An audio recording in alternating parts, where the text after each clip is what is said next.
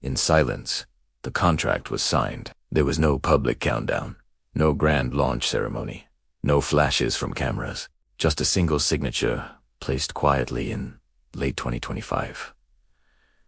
And with that one signature, the Philippine Navy crossed a line it had never crossed before. Because these are not merely 2 additional frigates. They are the continuation of a doctrine, a pattern, a message written not in press releases, but in steel. For years now, one truth has emerged with absolute clarity.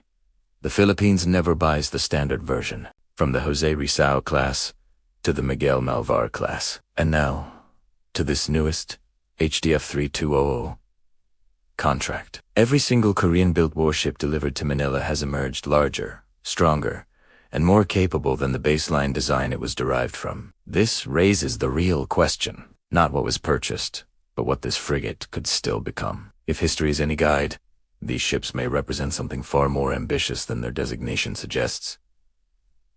A transitional hybrid, a vessel wearing the displacement of an HDF 3200, but carrying the combat weight of something much. Because if there is one lesson the Philippine Navy has taught us quietly over the past decade, it is this. Upgrades are not optional. They are inevitable. And this time the upgrade may decisively reshape the balance of power at sea. Stay with us until the end. Before we continue, don't forget to hit the like button, subscribe, and turn on notifications so you never miss an update. You're watching Bayan Watchdog. In December 2025, the Philippine Department of National Defense officially signed a contract with HD Hyundai Heavy Industries of South Korea. The deal was for 2 additional frigates based on the HDF 3200 design. Now, on paper, this looks fairly routine. 2 ships, a shipbuilder we know well, a proven design lineage that's already in service. But strategically, this decision carries far more weight than it appears. This acquisition falls under the Frigate's second acquisition program, which is a core pillar of the armed forces of the Philippines' Horizon 3 modernization phase. Horizon 3 isn't about replacing old, rusty hulls anymore. It's about achieving credible deterrence, ensuring survivability in a modern conflict, and maintaining a forward naval presence. Let's be clear. The HDF 3200 is not a patrol vessel. It is not a corvette. It is a true multi-role frigate, designed from the keel up to operate in contested waters. It is built to integrate seamlessly with allied forces and to survive in environments where threats from missiles, drones, submarines, and electronic warfare are constant and very real. But here is where the story gets truly interesting. The Philippines didn't just select a ship. It selected a design family that it has already transformed once before. And then again, to understand what might come next for these new frigates, we have to look backward. We have to look at the pattern. Every major surface combatant the Philippine Navy has acquired from South Korea follows the same clear trajectory. Start with a baseline design, then apply Philippine-specific enhancements, which results in expanded and superior capability. This is not a coincidence. This is a deliberate strategy. Let's go back to the Jose Rizal-class frigates. They were the first major break from the past. They were based on a Korean export design, but they were not just copies of what the Republic of Korea Navy operated. Far from it. They were specifically modified for the Philippines. This meant designing for tropical endurance, enabling extended patrol cycles in hot, humid climates, and most importantly, building in growth margins for future systems. Despite some early criticism, these ships marked a decisive break from the old way of thinking. They established a powerful working relationship between naval planners in Manila and the shipbuilders in Korea relationship. Based on customization, not just buying off-the-shelf solutions. Then came the Miguel Malvar-class corvettes. They were still part of the same design lineage, but they were unmistakably evolved. They featured improved sensors, stronger combat system integration, and even greater allowance for future weapons growth. These were not repeat purchases. They were deliberate, upward steps in capability. The Philippine Navy didn't just hit reset and go back to a default export model. It demanded more, and it moved the entire program forward. And that brings us to today, and to these new HDF 3200 frigates. It brings us to the hybrid question. Can a 3,200-ton hull truly carry the combat power of a 3,500-ton class warship? When analysts talk about this, they aren't exaggerating. They are talking about systems, because in modern naval warfare, lethality is not just defined by displacement or the size of the ship, it is defined by the integration of its combat systems. Let's break down exactly what this means. First, the vertical launch system, or VLS.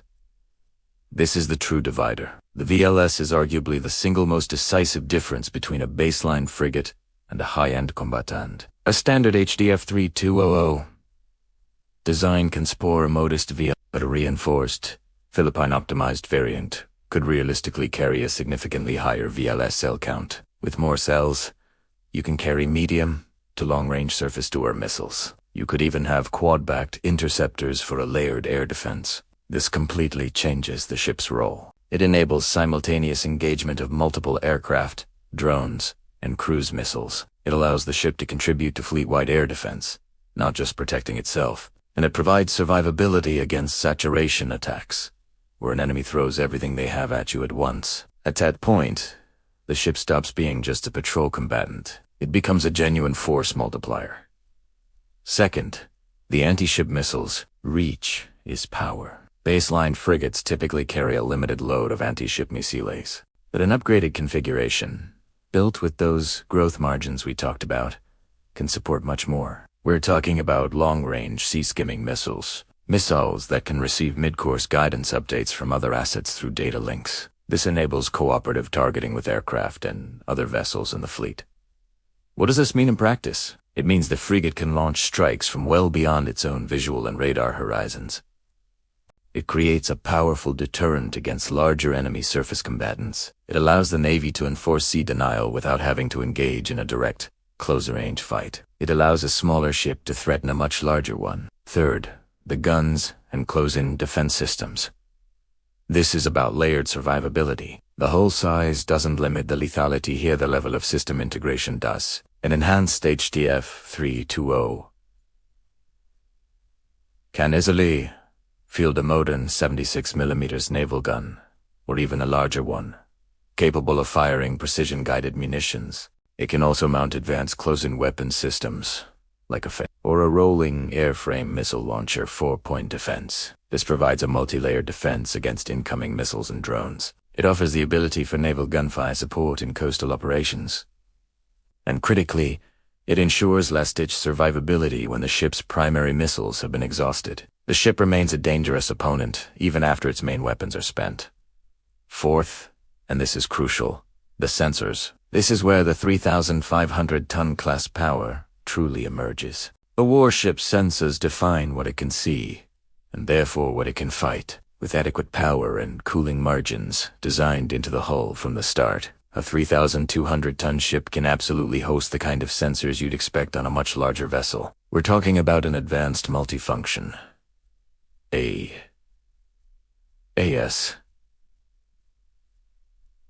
Radar. This type of radar can track dozens of targets simultaneously, providing long-range air and surface detection that far exceeds older systems. This enables earlier threat warnings, better missile queuing and fire control, and superior performance in cluttered maritime environments. If your radar sees the enemy first, your ship gets to fight first.